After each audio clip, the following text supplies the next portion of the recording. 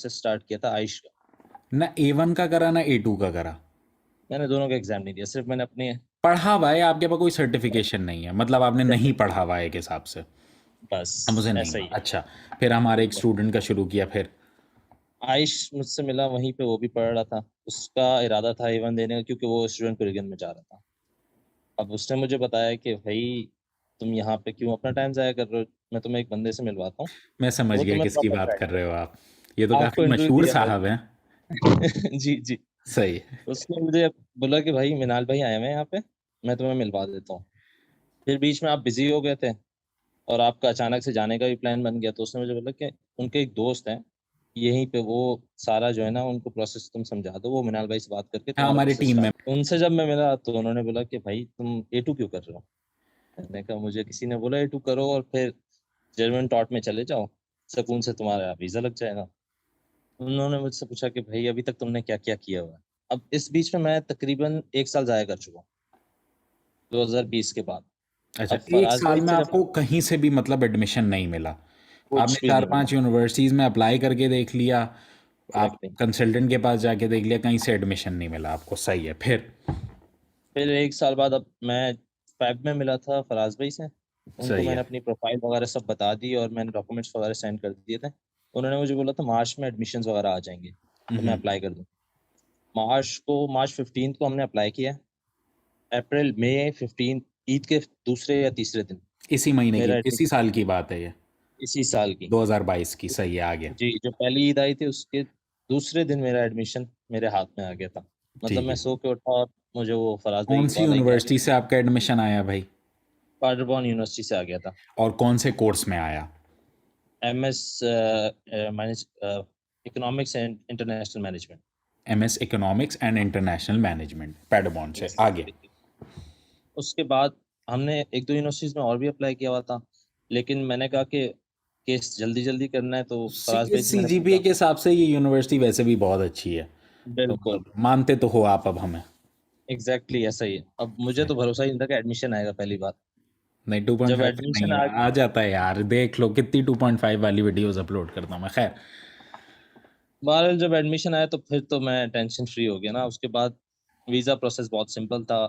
Files documents सारी चीज़ें उन्होंने खुद सेट करवाई और मेरा पूरा प्रोसेस, मतलब मैं अगर खुद करता तो कभी भी नहीं होता। वो 6 महीने के अंदर कंप्लीट हो चुका था, जिसमें वीज़ा अभी मुझे 2 अगस्त को मिला है। 1.5 महीना हो गया, अच्छा आप गए नहीं, अच्छा फिर मतलब आस्क अबाउट यूरोप के पास आने का फ़ायदा हो गया? एग्जैक्टली चलो, उससे अच्छा, आगे? मेरा एडमिशन भी आ गया और वीज़ा भी आ गया। अब वीज़ा स्टार्टिंग डेट है मेरी 24 सितंबर।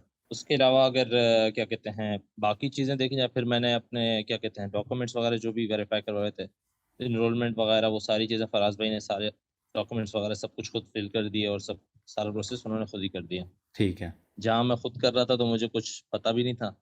इस वजह से मैंने सारा यही डिसीजन लिया कि भाई करवाना किसी एक्सपीरियंस बंदे से है, जो प्रोफेशनल हो, जिसने ऑलरेडी केसेस किए हुए हों।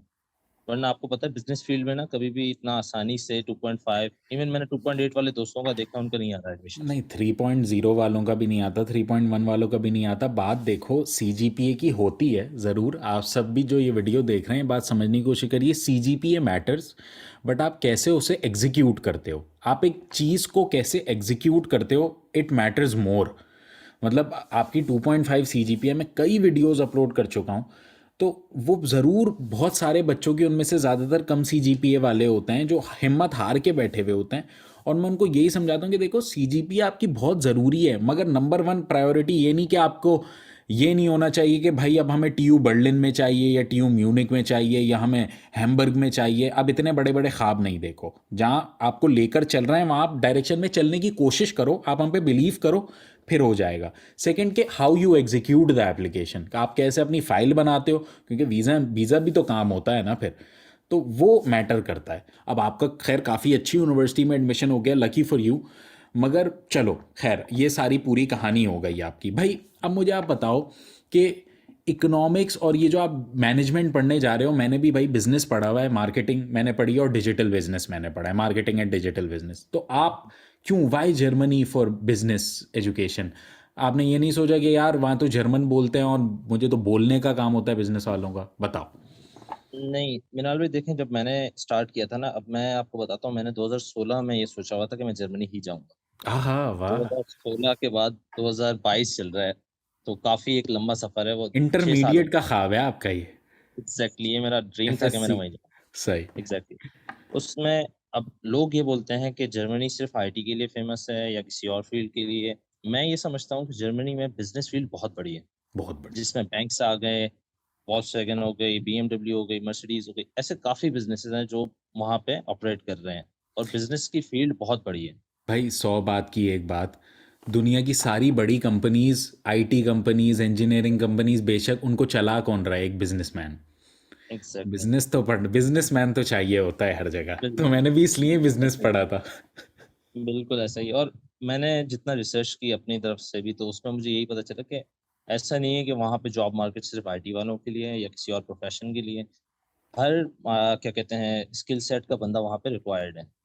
तो ये माइंडसेट रखना कि नहीं, जर्मनी आईटी के लिए हो गया, कनाडा बिज़नेस के लिए हो गया, यूरोप इस तरह, मतलब वो नहीं नहीं एक जो हमने दिमाग बनाया हुआ है ना, वो नहीं होता। नहीं जी काफ़ी देखिए ये चीज़ें मैं आप लोगों को भी बता दूं कि बिजनेस का बहुत ज़्यादा स्कोप है जर्मनी में बहुत ज़्यादा ऐसी यहाँ पे क्योंकि इतनी बड़ी बड़ी इंटरनेशनल कंपनीज हैं जैसे फोक्स वागन हो गई या BMW डैमलर बहुत सारी बड़ी बड़ी कंपनीज हैं जिनका जो इंटरनेशनली हैं रिकग्नाइज्ड तो मतलब उन कंपनीज को इंग्लिश स्पीकिंग रिप्रेजेंटेटिव्स चाहिए होते हैं नंबर वन ये नंबर टू आप वक्त के साथ साथ जर्मन सीख ले तो वक्त के साथ साथ मैंने जर्मन सीख ली कामरान यहाँ पे आएंगे वो भी जर्मन सीख जाएंगे मगर मोस्ट इंपॉर्टेंट बात यह है कि वो इतनी बड़ी कंपनीज हैं कि उन्हें इंग्लिश स्पीकिंग पर्सनल चाहिए जो उनका बिजनेस आगे इंटरनेशनली सर्व करें अब मैं आपसे एक और फाइनल सवाल पूछना चाहता हूँ कि इंटरव्यू में क्योंकि आप बिजनेस के स्टूडेंट हो तो इंटरव्यू में जो वीज़ा इंटरव्यू आपका होता है कुछ आउट ऑफ द बॉक्स सवाल पूछे थे या नहीं देखिए, मैंने इंटरव्यू दिया था काउंटर 4 पे,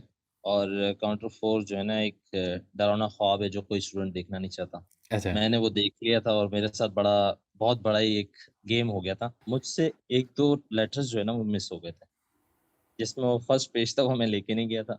आप इतने एक्साइटेड होते हो, आप चीज़ें मिस आउट कर जाते हो ना, तो मैं फीस भी नहीं लेके गया होता। वहाँ पे जब मैं पहुँचा, इंटरव्यू देना शुरू हुआ, तो उसने मुझे बोला कि नाम वगैरह बताएँ आप, क्यों जर्मनी जाना चाह रहे हैं? मैंने बता दिया कि जर्मनी टॉप 5 में आता है। उसके बाद उन्होंने मुझसे पूछा स्पॉन्सर कौन है? वो मैंने अपने फादर बता दिया उन्हें। अब उस सवाल को उसने कोई 4 बार रिपीट किया है, और वो रिपीट करता, फिर मुस्कुराता और मुझे फ़ील करवाता कि शायद मैं कोई चीज़ मिस कर रहा हूँ। मुझे बड़ा कन्फ्यूज़ करने की कोशिश की। बहरहाल उसकी ये ट्रिक काम भी आ गई। जब उसने मुझसे एनरोलमेंट डेट पूछी, तो मैं मिस कर गया वो। मैंने कहा मुझे नहीं पता। अरे यार वो पिछली रात ही बैठ के तैयारी करवाई थी पूरी एग्ज़ैक्टली, अब वो मैं भूल गया ना, मैं सोच रहा हूँ, अब मुझे लग रहा था कि वो मुझसे एडमिशन डेट पूछ रहा है। जब सही है उसने सेकंड टाइम मुझसे कहा एनरोलमेंट डेट अगर आपको नहीं पता, मैं आपको घर भेज सकता हूँ। मैंने कहा यार अच्छा, एनरोलमेंट डेट पूछ रहा है, मैंने उसे बताई। फिर वो मुस्कुराया और फिर उसने सवाल-जवाब पूछना शुरू किए। जब उसने मुझे कहा कि फीस दो मुझे, मैंने कहा फीस आप मुझे रसीद दोगे तो मैं बैंक में जमा करवाऊँगा जाके। अब वो हँसना शुरू हो गया, बोल रहा है यार तुम पक्का इंटरव्यू देने आए हो ना? मैंने कहा हाँ, ऑब्वियसली। बोलते तुम प्रिपेयर ही नहीं हो, किसी चीज़ का तुम्हें पता ही नहीं है। उसने वो बात समझ ली और मुझे बोला बस 1 घंटा दे रहा हूँ, जिसमें तुम्हारी 2 डॉक्यूमेंट्स मिसिंग हैं और ये फीस जल्दी से जाके लेके आओ और मुझे दे दो। अच्छा, वो फीस लाके दी। मैंने उसको गलती से बोल दिया कि do you want to check my previous documents as well?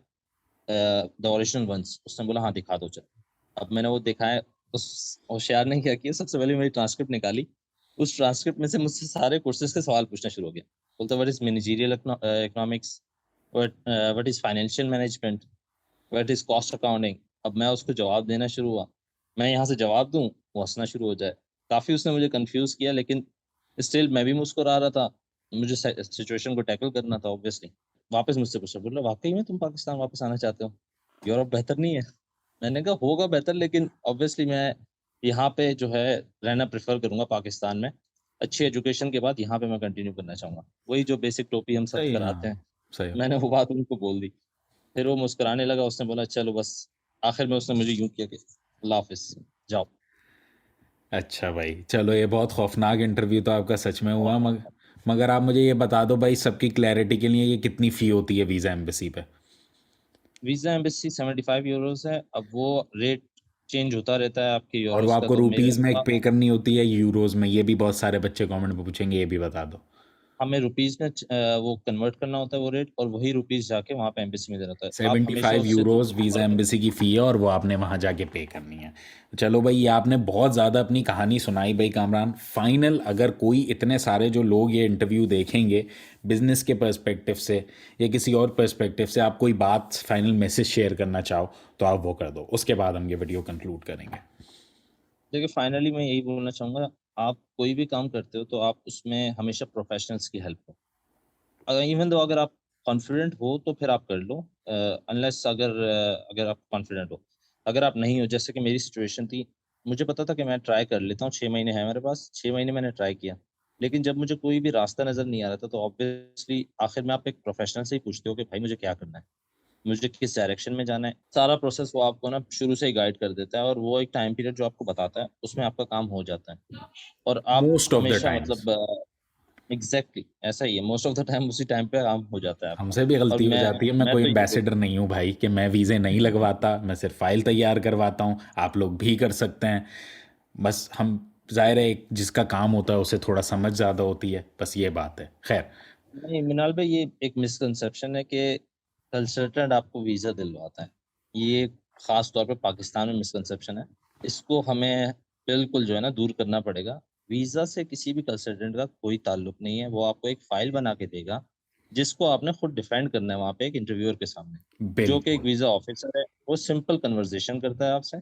आपको सिर्फ़ और सिर्फ़ एडमिशन तक अपने कंसल्टेंट के पीछे पड़ना है। वो आपको एडमिशन हाथ में देगा। आपका और उसका ताल्लुक वहाँ ख़त्म हो जाता है, जो उसकी ड्यूटी है। चलो, हम क्योंकि थोड़ा आगे हमारा तक कर देते हैं साथ। आप यहाँ आओगे, हम आपके लिए अवेलेबल रहेंगे, मगर चलो। आप लोग वो एक्स्ट्रा चीज़ें देते हैं, जिस तरह आप एयरपोर्ट पे पिकअप दे रहे हैं और रूम करवा के दे रहे हैं, एनरोलमेंट्स दिला रहे हैं, सारी चीज़ें वो आप लोगों हमारे का तो बस ख़ैर में है बहुत सारी। इसलिए, वरना कोई मतलब ज़रूरी नहीं होता। आप सही कह रहे हो, मगर भाई ये बात सच होती है कि आपकी बात बिल्कुल सही है, समझ आ रही है कि एक प्रोफेशनल थोड़ी ज़्यादा आपका कर देता है, और बिल्कुल, बंदा जब तक खुद से अपने फाइल पे मेहनत नहीं करेगा कुछ नहीं बनेगा। 50% आपकी मेहनत और 50% हमारी मेहनत, तो फिर सारा काम कंप्लीट होएगा। बिल्कुल ऐसा ही है। और लास्ट में मैं ये भी कहूँगा कि भई अगर कोई प्रोसेस अभी कर भी रहा है तो गिव अप नहीं करें, और वीज़ा इंटरव्यू में अगर कोई आपसे गलती हो भी जाती है, तो वो सिर्फ़ इंटरव्यू डिसाइडिंग नहीं है। उसके अलावा जिस स्टेट में आपकी फ़ाइल जा रही है, वो लोग खुद डिसाइड करेंगे कि आपने आना है या नहीं आना। तो ये बिल्कुल। चीज़ें अल्लाह के हाथ में होती हैं, हम लोग कुछ नहीं कर सकते इस बारे में। खैर भाई कामरान, बहुत बहुत शुक्रिया आपका ये इंटरव्यू देने के लिए। बहुत अच्छा आपने आज इंटरव्यू दिया और बहुत अच्छा आपने सारी बातें सुनाई। आपकी कहानी बहुत ज़्यादा फैसिनेटिंग थी। और अगर आप लोग जो भी ये वीडियो देख रहे हैं, अगर आप लोग भी हमसे कांटेक्ट करना चाहते हैं, तो ये रहे मेरे फेसबुक का लिंक या इंस्टाग्राम का लिंक या कैलेंडली पे, you can always book a class, और वहाँ हम लोग आपका केस डिस्कस कर सकते हैं। या अगर आप लोगों के पास कोई और सवाल हैं तो put them down in the comment sections below. मैं अगले स्टूडेंट से वो पूछने की कोशिश करूंगा, या अगला जिस किसी का भी कोई कहानी हुई उस टॉपिक पे वीडियो बनाने की कोशिश करूंगा। तो आई सपोज फिर आज के लिए इतना ही, फिर कल मिलते हैं ना। पीस आउट कर दो भाई Kamran. Thank you. Peace out.